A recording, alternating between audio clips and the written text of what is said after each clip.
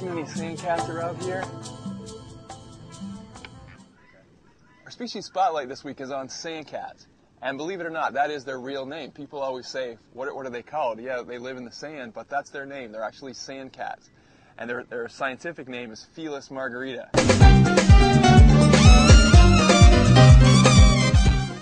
Don't ask me why. They're a very small cat. They're found in northern Africa. They're found in parts of the Middle East. And believe it or not, they're actually found a little further north up into Asia. They're found in Pakistan and some of the countries surrounding Pakistan.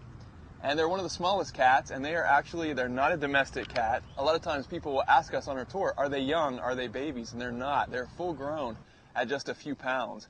And they're very well adapted to live in the desert. They have padding on the bottom of their feet. They have huge ears so they can hear their prey. They eat a lot of lizards, gerbils, rodents that live in the sand, and they actually listen for them scurrying across the top of the sand. Believe it or not, sandcats even live in places where there's snow, so that may help them to keep their feet warm. Really just an adaptation to help these guys live where there's temperature extremes. So that's Canyon in the tube, and he is our male sandcat here at the sanctuary. I think he's going to try to sneak out right back there. But you can see his size. He's pretty small. He probably only weighs about 5 pounds or so.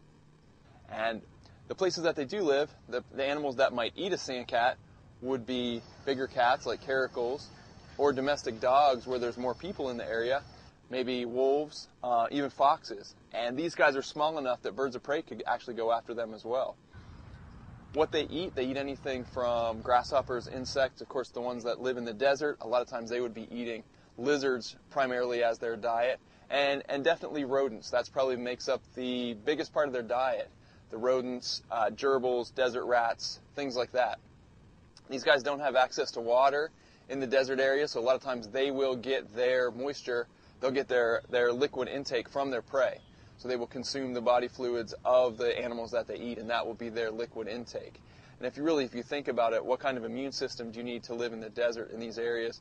So they are susceptible to a lot of the diseases that other cats would have.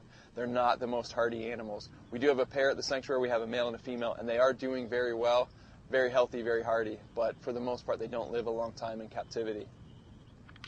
So with the sandcats, the sad thing about smaller cats like the sandcats and some of the lesser known cats is they're disappearing at an alarming rate.